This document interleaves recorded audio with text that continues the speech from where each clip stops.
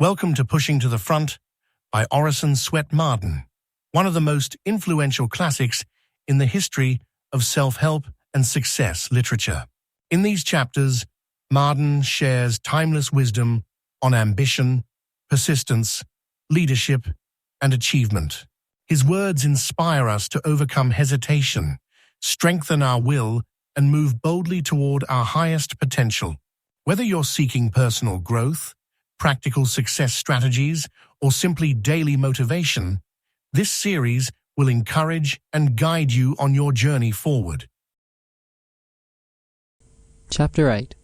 Your opportunity confronts you. What will you do with it? Never before was the opportunity of the educated man so great as today. Never before was there such a demand for the trained man, the man who can do a thing superbly well. At the door of every vocation is a sign out, "Wanted, a man." No matter how many millions are out of employment, the whole world is hunting for a man who can do things, a trained thinker, who can do whatever he undertakes a little better than it has ever before been done. Everywhere it is the educated, the trained man, the man whose natural ability has been enhanced 100-fold by superior training, that is wanted.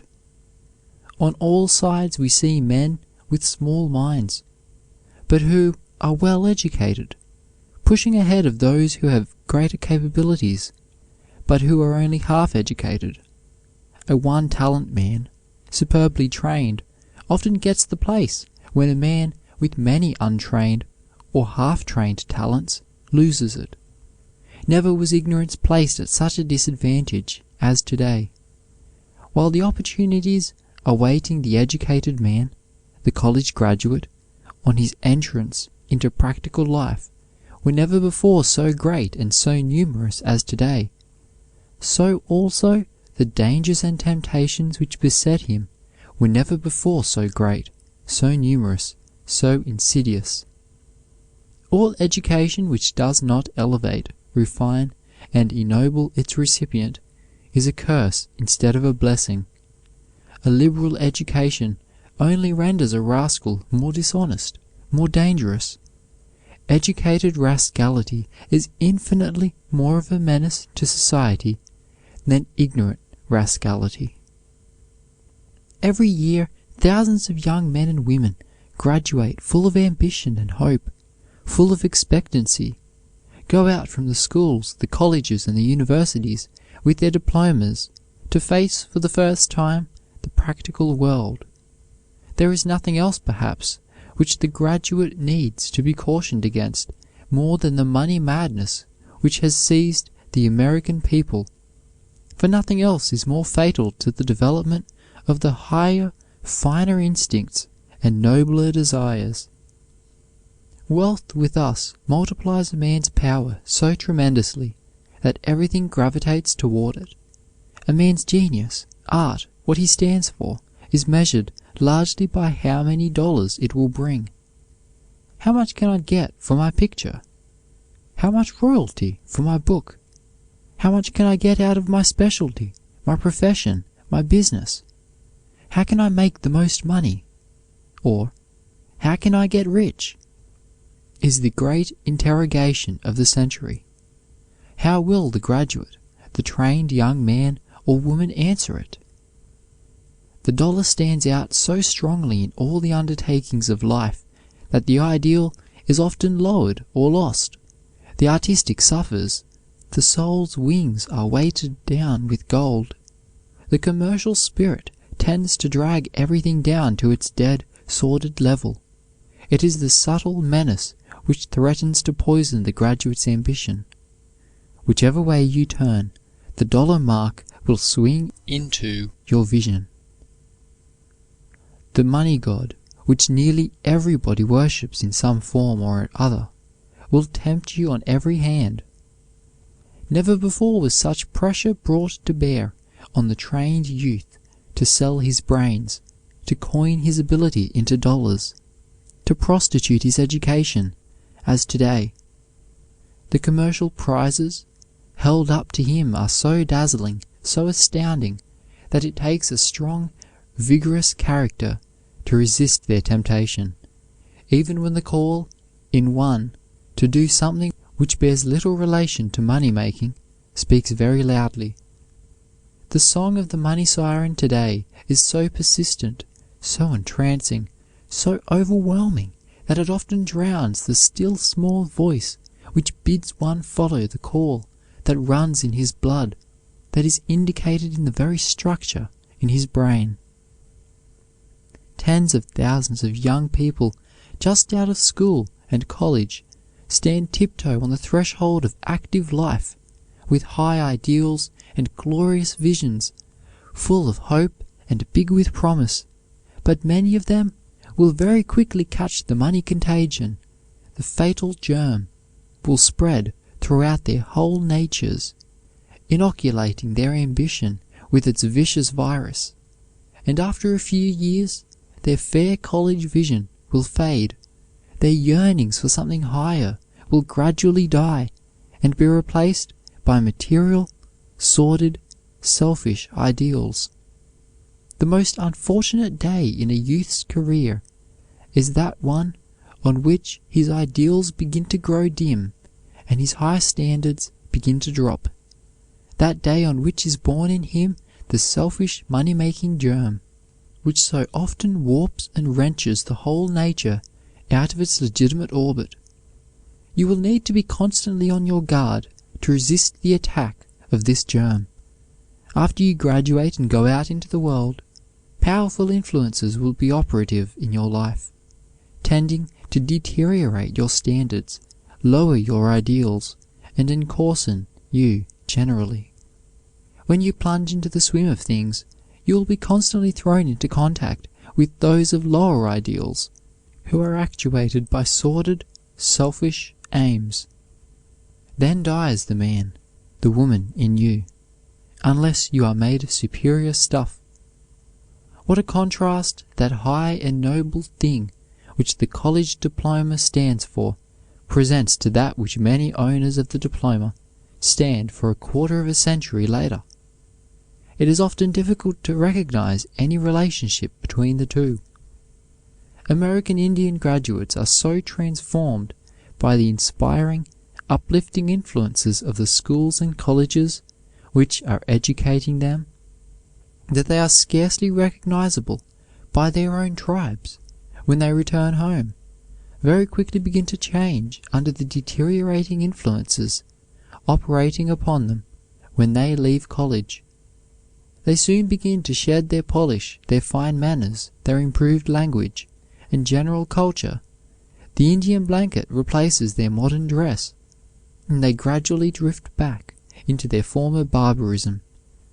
They become Indians again. The influences that will surround you when you leave college or your special training school will be as potent to drag you down as those that cause the young Indian to revert to barbarism.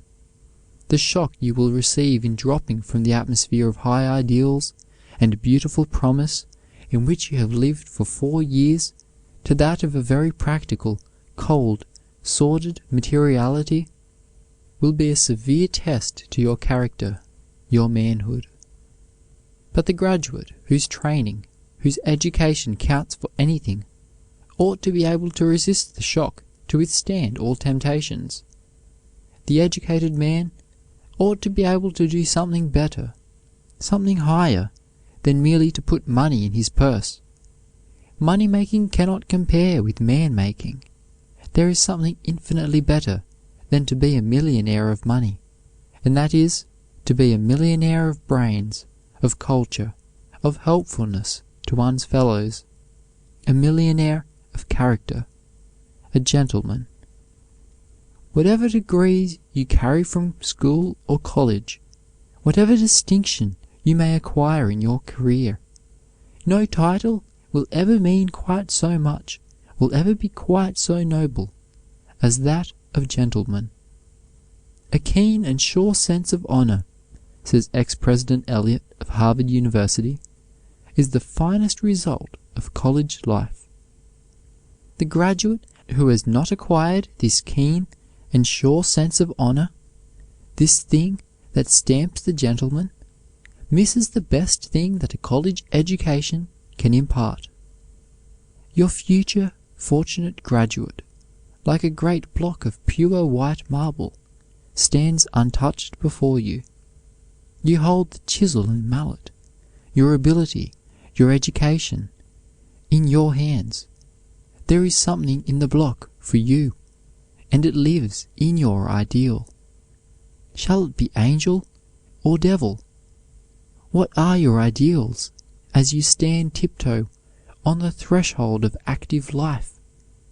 Will you smite the block and shatter it into an unshapely, hideous piece? Or will you call out a statue of usefulness, of grace and beauty, a statue which will tell the unborn generations the story of a noble life? Great advantages bring great responsibilities. You cannot divorce them. A liberal education greatly increases a man's obligations. There is coupled with it a responsibility which you cannot shirk without paying the penalty in a shriveled soul, a stunted mentality, a warped conscience, and a narrow field of usefulness. It is more of a disgrace for a college graduate to grovel, to stoop to mean, low practices, than for a man who has not had a liberal education. The educated man has gotten a glimpse of power, of grander things, and is expected to look up, not down, to aspire, not to grovel.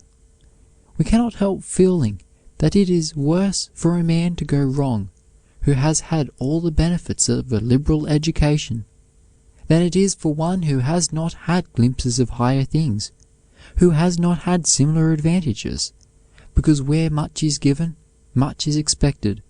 The world has a right to expect that wherever there is an educated, trained man, people should be able to say of him, as Lincoln said of Walt Whitman, "There goes a man." The world has a right to expect that the graduate, having once faced the light and felt its power, will not turn his back on it, that he will not disgrace his alma mater, which has given him his superior chance in life, and opened wide for him the door of opportunity.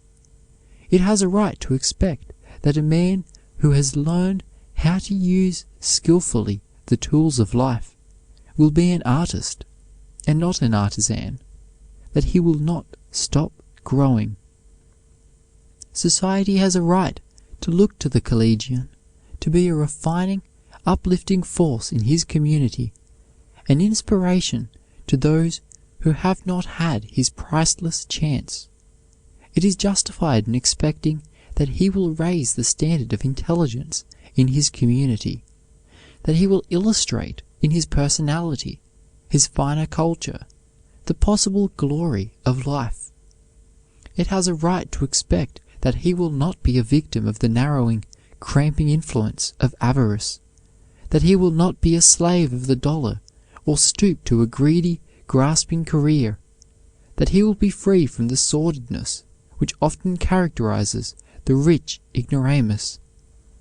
If you have the ability and have been given superior opportunities, it simply means that you have a great commission to do something out of the ordinary for your fellows, a special message for humanity. If the torch of learning has been put in your hand, its significance is that you should light up the way for the less fortunate. If you have received the message which carries freedom for people enslaved by ignorance and bigotry, you have no right to suppress it. Your education means an increased obligation to live your life up to the level of your gift, your superior opportunity. Your duty is to deliver your message to the world with all the manliness, vigor, and force you possess. What shall we think of a man who has been endowed with godlike gifts, who has had the inestimable advantage of a liberal education, who has ability to ameliorate the hard conditions of his fellows, to help to emancipate them from ignorance and drudgery?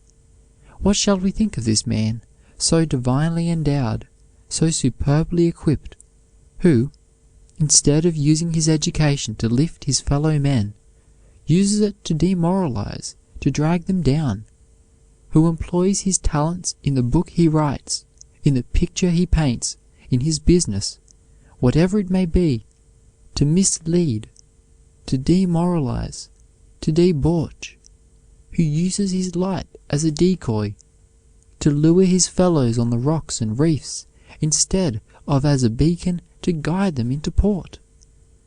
We imprison the burglar for breaking into our houses and stealing, but what shall we do with the educated rascal who uses his trained mind and all his gifts to ruin the very people who look up to him as a guide? The greatest thing you can do is to be what you ought to be. A great man has said that no man will be content to live a half life, when he has once discovered it is a half life, because the other half, the higher half, will haunt him. Your superior training has given you a glimpse of the higher life. Never lose sight of your college vision. Do not permit yourself to be influenced by the maxims of a low, sordid prudence, which will be dinned into your ears wherever you go. Regard the very suggestion that you shall coin your education, your high ideals into dollars, that you lower your standards, prostitute your education by the practice of low-down, sordid methods, as an insult. Say to yourself, if the highest thing in me will not bring success, surely the lowest, the worst, cannot. The mission of the trained man is to show the world a higher, finer type of manhood. The world has a right to expect better results from the work of the educated man, something finer, of a higher grade and better quality than from the man who lacks early training, the man who has discovered only a small part of himself. Pretty good, fairly good, applied either to character or to work, are bad mottos for an educated man. You should be able to demonstrate that the man with a diploma has learned to use the tools of life skillfully, has learned how to focus his faculties so that he can bring the whole man to his task and not a part of himself. Low ideals, slipshod work, aimless systemlessness, half-hearted endeavors should have no place in your program.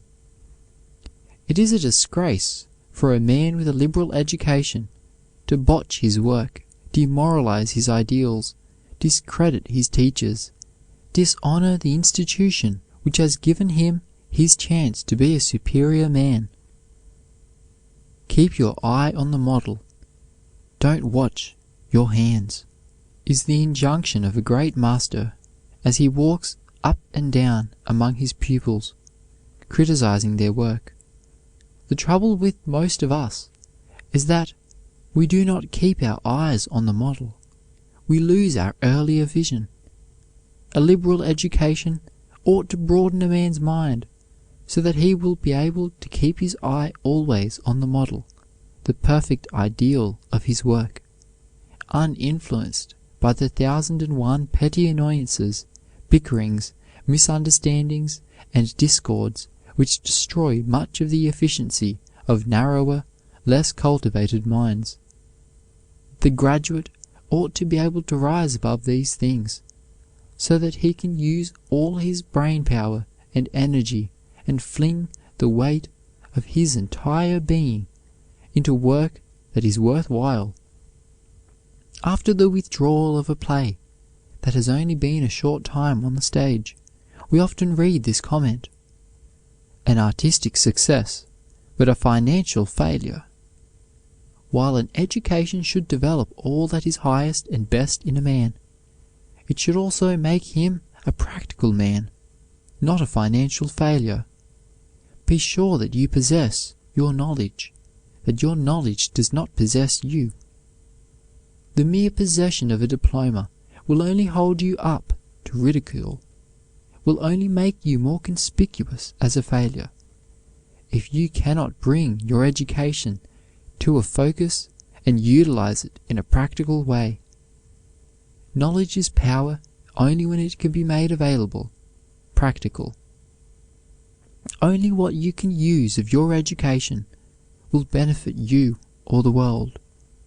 The great question which confronts you in the practical world is, what can you do with what you know? Can you transmute your knowledge into power? Your ability to read your Latin diploma is not a test of true education. A stuffed memory does not make an educated man.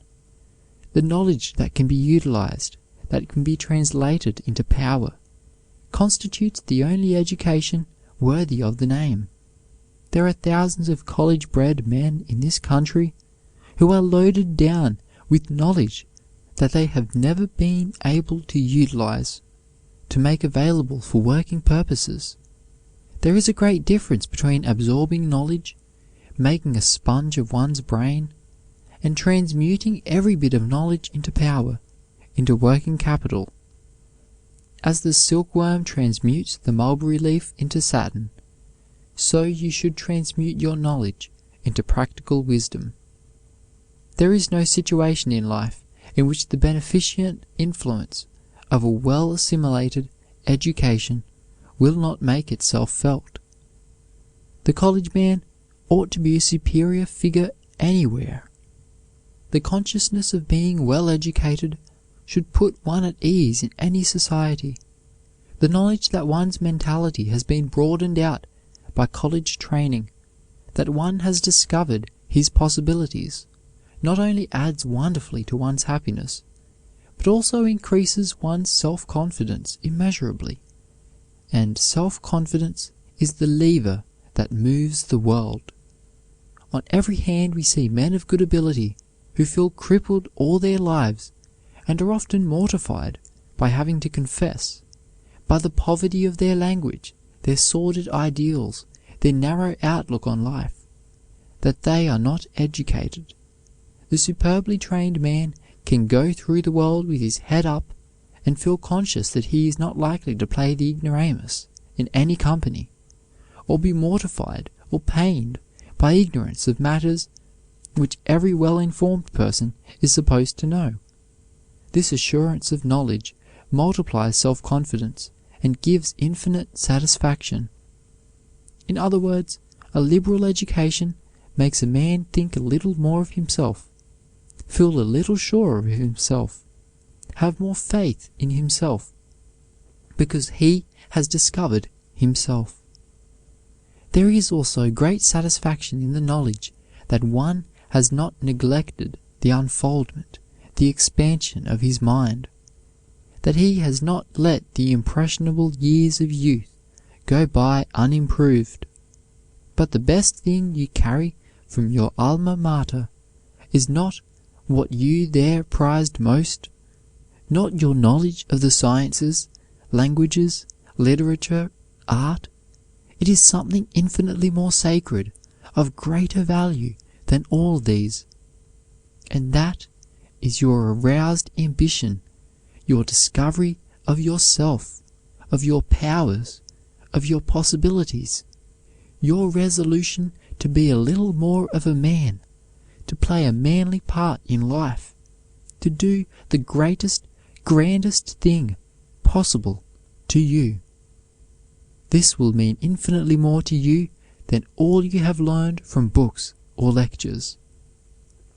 The most precious thing of all, however, if you have made the most of your chance, is the uplift, encouragement, inspiration, which you have absorbed from your teachers, from your associations. This is the embodiment of the college spirit, the spirit of your alma mater.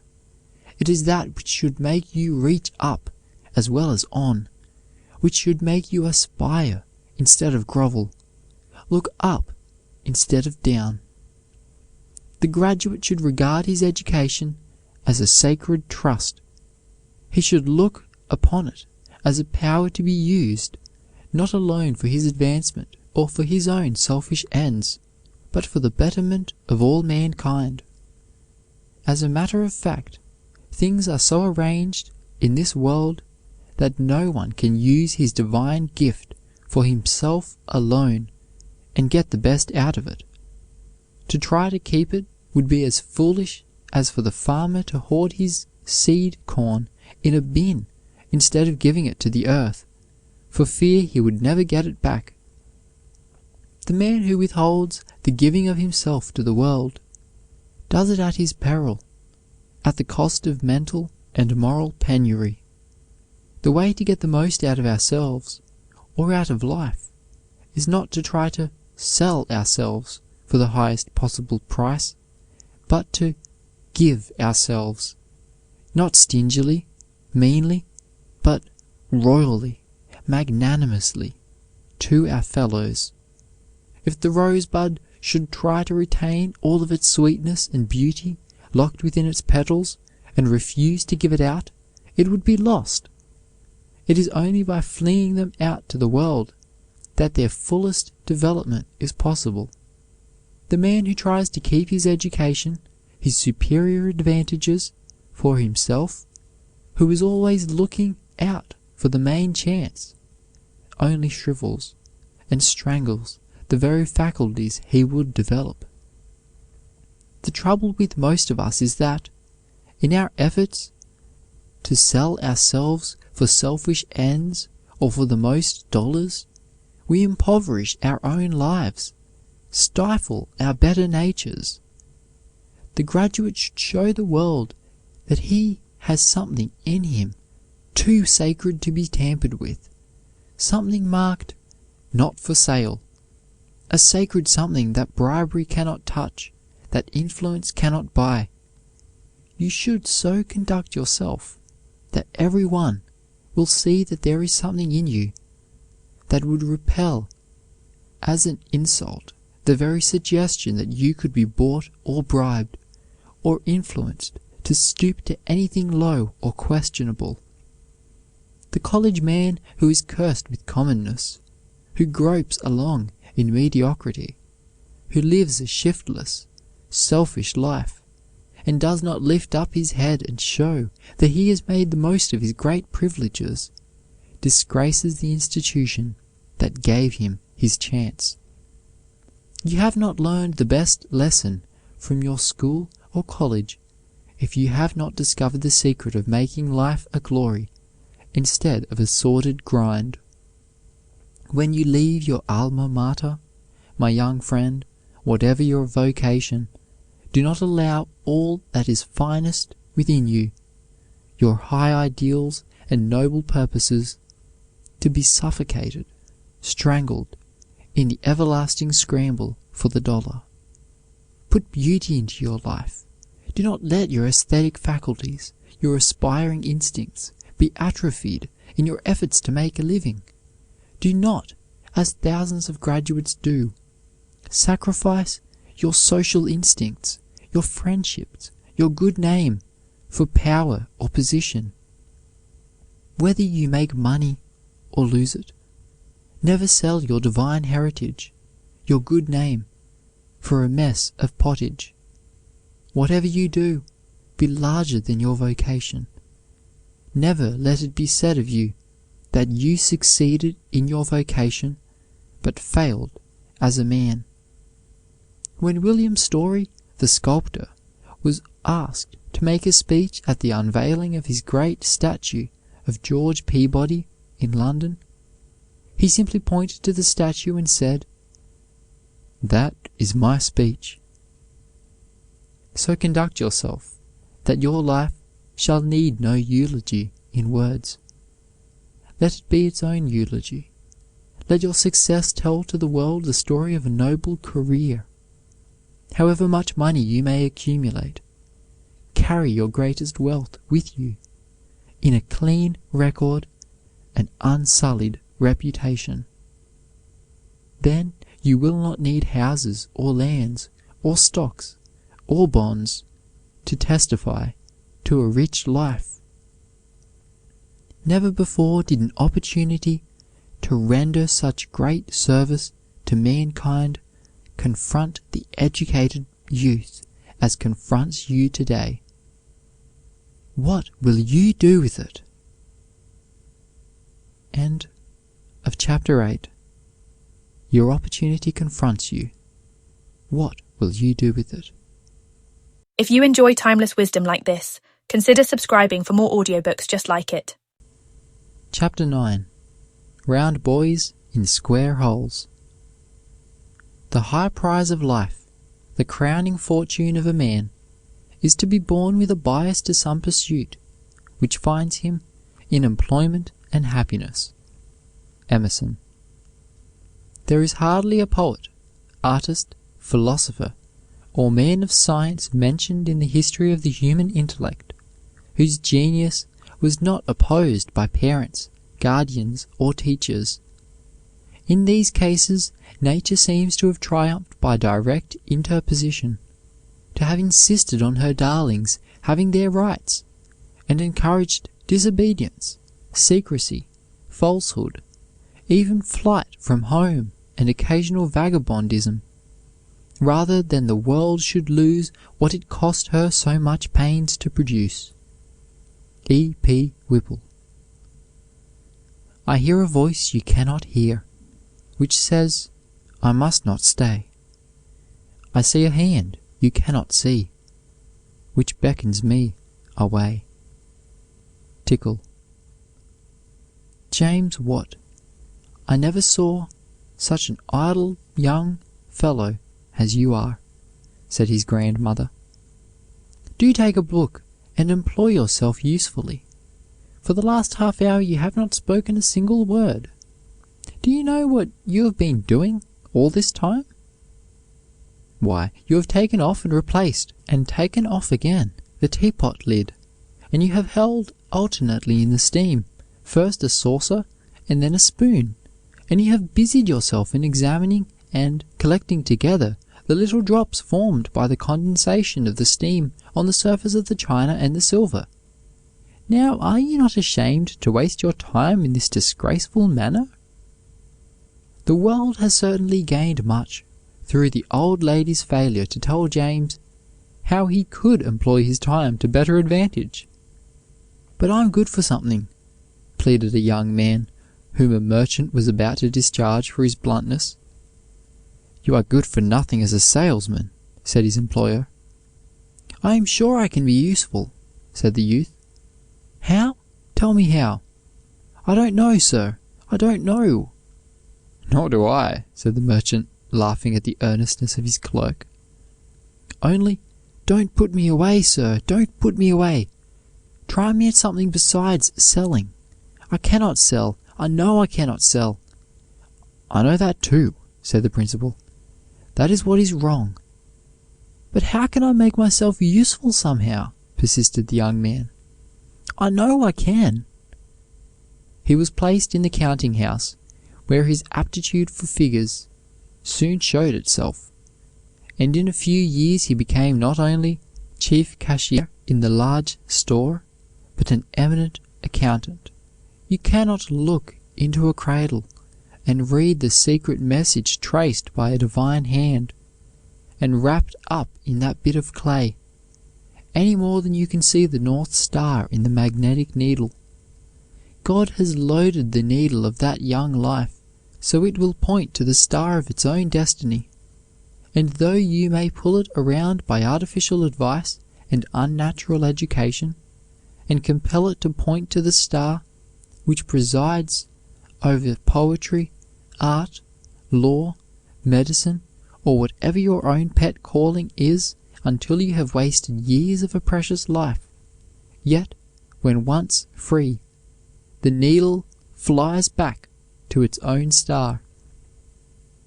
Rue it as he may, repent it as he often does, says Robert Waters. The man of genius is drawn by an irresistible impulse to the occupation for which he was created, no matter by what difficulties surrounded, no matter how unpromising the prospect. This occupation is the only one which he will pursue with interest and pleasure. When his efforts fail to procure means of subsistence, and he finds himself poor and neglected, He may, like Burns, often look back with a sigh and think how much better off he would be had he pursued some other occupation, but he will stick to his favorite pursuit nevertheless. Civilization will mark its highest tide when every man has chosen his proper work. No man can be ideally successful until he has found his place. Like a locomotive, he is strong on the track, but weak anywhere else. Like a boat on a river, says Emerson, every boy runs against obstructions on every side but one. On that side, all obstruction is taken away, and he sweeps serenely over a deepening channel into an infinite sea. Only a Dickens can write the history of boy slavery, of boys whose aspirations and longings have been silenced forever by ignorant parents, of boys persecuted as lazy, stupid, or fickle simply because they were out of their places, of square boys forced into round holes and oppressed because they did not fit, of boys compelled to pore over dry theological books when the voice within continually cried, law, medicine, art, science, or business, of boys tortured because they were not enthusiastic in employments which they loathed, and against which every fibre of their being was uttering perpetual protest. It is often a narrow selfishness in a father which leads him to wish his son a reproduction of himself. You are trying to make that boy another you. One is enough, said Emerson. John Jacob Astor's father wished his son to be his successor as a butcher, but the instinct of commercial enterprise was too strong in the future merchant. Nature never duplicates men. She breaks the pattern at every birth. The magic combination is never used but once. Frederick the Great was terribly abused because he had a passion for art and music, and did not care for military drill. His father hated the fine arts and imprisoned him. He even contemplated killing his son, but his own death placed Frederick on the throne at the age of 28. This boy, who, because he loved art and music, was thought good for nothing, made Prussia one of the greatest nations of Europe. How stupid and clumsy is the blinking eagle at perch, but how keen his glance, how steady and true his curves, when turning his powerful wing against the clear blue sky. Ignorant parents compelled the boy Arkwright to become a barber's apprentice, but nature had locked up in his brain a cunning device destined to bless humanity and to do the drudgery of millions of England's poor. So he must needs say, hands off, even to his parents, as Christ said to his mother, "Wist ye not that I must be about my Father's business?" Galileo was set apart for a physician, but when compelled to study anatomy and physiology, he would hide his Euclid and Archimedes and stealthily work out the abstruse problems. He was only 18 when he discovered the principle of the pendulum in a lamp left swinging in the cathedral at Pisa. He invented both the microscope and telescope, enlarging knowledge of the vast and minute alike. The parents of Michelangelo had declared that no son of theirs should ever follow the discreditable profession of an artist, and even punished him for covering the walls and furniture with sketches. But the fire burning in his breast was kindled by the divine artist, and would not let him rest until he had immortalized himself in the architecture of St. Peter's, in the marble of his Moses, and on the walls of the Sistine Chapel. Pascal's father determined that his son should teach the dead languages, but the voice of mathematics drowned every other call, haunting the boy until he laid aside his grammar for Euclid. the father of Joshua Reynolds, rebuked his son for drawing pictures, and wrote on one, "Done by Joshua out of pure idleness." Yet this idle boy became one of the founders of the Royal Academy. Turner was intended for a barber in Maiden Lane, but became the greatest landscape painter of modern times. Claude Lorraine, the painter, was apprenticed to a pastry cook. Molière, the author, to an upholsterer.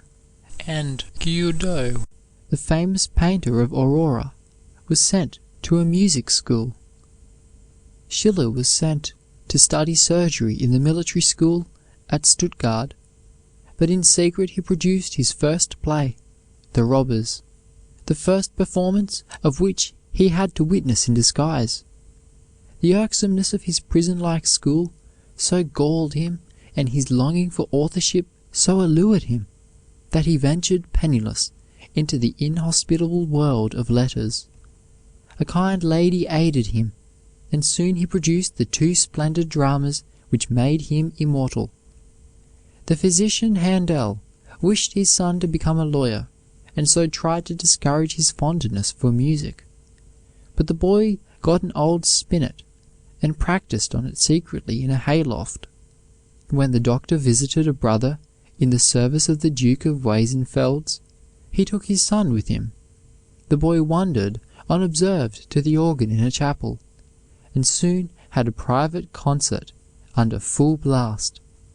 The Duke happened to hear the performance, and wondered who could possibly combine so much melody with so much evident unfamiliarity with the instrument. The boy was brought before him, and the Duke, instead of blaming him for disturbing the organ, praised his performance, and persuaded Dr. Handel to let his son follow his bent. Daniel Defoe had been a trader, a soldier, a merchant, a secretary, a factory manager, a commissioner's accountant, an envoy, and an author of several indifferent books before he wrote his masterpiece, Robinson Crusoe. Wilson, the ornithologist, failed in 5 different professions before he found his place. Erskine spent 4 years in the Navy, and then, in the hope of more rapid promotion, joined the army. After serving more than 2 years, he one day, out of curiosity, attended a court in the town where his regiment was quartered. The presiding judge, an acquaintance, invited Erskine to sit near him, and said that the pleaders at the bar were among the most eminent lawyers of Great Britain. Erskine took their measure as they spoke, and believed he could excel them. He at once began the study of law, in which he eventually soon stood alone as the greatest forensic orator of his country. A.T. Stewart studied for the ministry and became a teacher before he drifted into his proper calling as a merchant, through the accident of having lent money to a friend. The latter, with failure imminent, insisted that his creditor should take the shop as the only means of securing the money. "Jonathan," said Mr. Chase, when his son told of having nearly fitted himself for college, "thou shalt go down to the machine shop on Monday morning." It was many years before Jonathan escaped from the shop, to work his way up to the position of a man of great influence as a United States Senator from Rhode Island. It has been well said that if God should commission 2 angels, one to sweep a street crossing and the other to rule an empire, they could not be induced to exchange callings. Not less true is it that he who feels that God has given him a particular work to do can be happy only when earnestly engaged in its performance. Happy the youth who finds the place which his dreams have pictured. If he does not fill that place, he will not fill any to the satisfaction of himself or others. Nature never lets a man rest until he has found his place. She haunts him and drives him until all his faculties give their consent, and he falls into his proper niche. A parent might just as well decide that the magnetic needle will point to Venus or Jupiter without trying it, as to decide what profession his son shall adopt. What a ridiculous exhibition a great truck horse would make on the racetrack! Yet this is no more incongruous than the popular idea that law, medicine, and theology are the only desirable professions. How ridiculous, too, for 52% of our American college graduates to study law. How many young men become poor clergymen by trying to imitate their fathers, who were good ones, of poor doctors and lawyers for the same reason. The country is full of men who are out of place, disappointed, soured, ruined, out of office, out of money, out of credit, out of courage, out at elbows, out in the cold. The fact is, nearly every college graduate who succeeds in the true sense of the word prepares himself in school, but makes himself after he is graduated. The best thing his teachers have taught him is how to study. The moment he is beyond the college walls, he ceases to use books and helps which do not feed him, and seizes upon those that do. We must not jump to the conclusion that because a man has not succeeded in what he has really tried to do with all his might, he cannot succeed at anything. Look at a fish floundering on the sand as though he would tear himself to pieces. But look again. A huge wave breaks higher up the beach and covers the unfortunate creature. The moment his fins feel the water, he is himself again, and darts like a flash through the waves. His fins mean something now, while before they beat the air and earth in vain, a hindrance instead of a help. If you fail after doing your level best, examine the work attempted, and see if it really be in the line of your bent or power of achievement. Cowper failed as a lawyer. He was so timid that he could not plead a case, but he wrote some of our finest poems. Molière found that he was not adapted to the work of a lawyer, but he left a great name in literature. Voltaire and Petrarch abandoned the law, the former choosing philosophy, the latter poetry. Cromwell was a farmer until 40 years old. Very few of us, before we reach our teens, show great genius or even remarkable talent for any line of work or study. The great majority of boys and girls, even when given all the latitude and longitude heart could desire, find it very difficult before their 15th or even before their 20th year to decide what to do for a living. Each knocks at the portals of the mind, demanding a wonderful aptitude for some definite line of work, but it is not there. That is no reason why the duty at hand should be put off, or why the labor that naturally falls to one's lot should not be done well. Samuel Smiles was trained to a profession which was not to his taste, yet he practiced it so faithfully that it helped him to authorship, for which he was well fitted. Fidelity to the work or everyday duties at hand, and a genuine feeling of responsibility to our parents or employers, ourselves and our God, will eventually bring most of us into the right niches at the proper time. Garfield would not have become president if he had not previously been a zealous teacher, a responsible soldier, a conscientious statesman. Neither Lincoln nor Grant started as a baby with a precocity for the White House or an irresistible genius for ruling men. So no one should be disappointed because he was not endowed with tremendous gifts in the cradle. His business is to do the best he can wherever his lot may be cast, and advance at every honorable opportunity in the direction towards which the inward monitor points. Let duty be the guiding star, and success will surely be the crown to the full measure of one's ability and industry. What career, what shall my life's work be? If instinct and heart ask for carpentry, be a carpenter. If for medicine, be a physician. With a firm choice and earnest work, a young man or woman cannot help but succeed.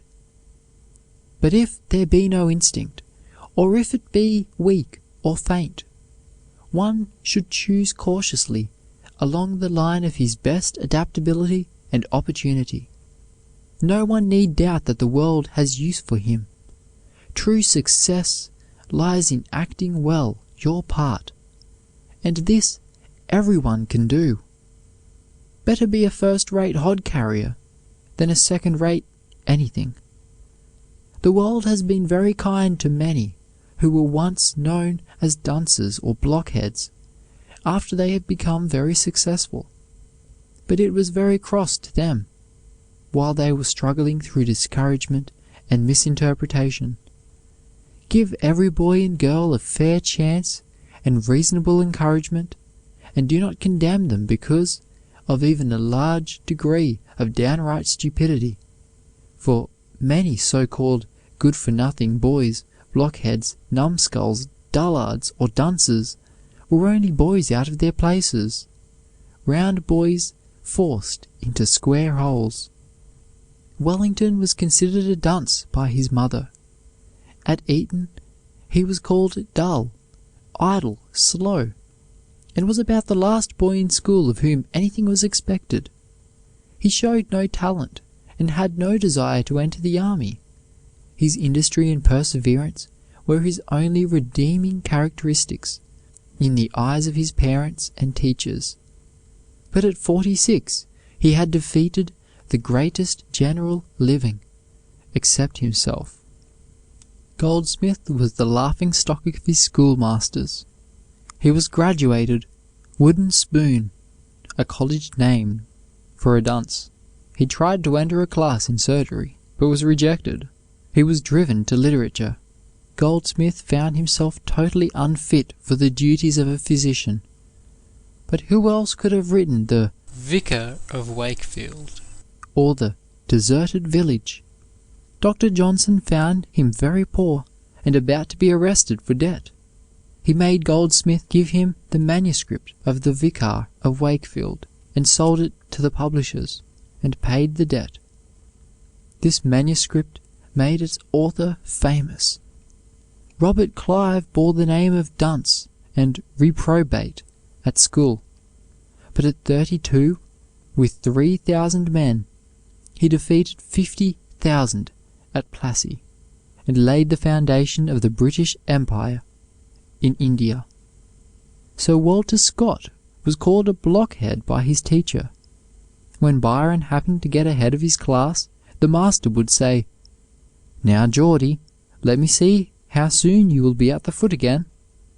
Young Linnaeus was called by his teachers almost a blockhead. Not finding him fit for the church, his parents sent him to college to study medicine.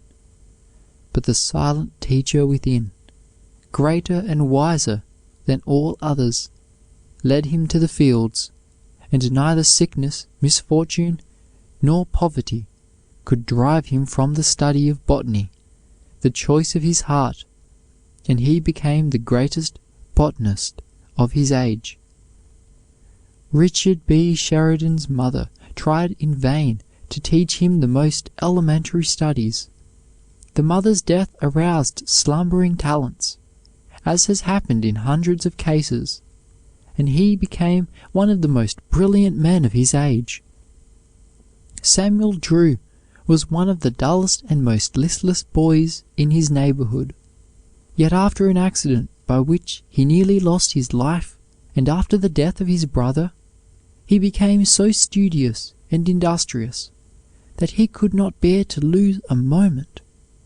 He read at every meal, using all the time he could get for self-improvement. He said that Paine's Age of Reason made him an author, for it was by his attempt to refuse its arguments that he was first known as a strong, vigorous writer. It has been well said that no man ever made an ill figure who understood his own talents, nor a good one who mistook them. End of chapter 9. Round boys in square holes.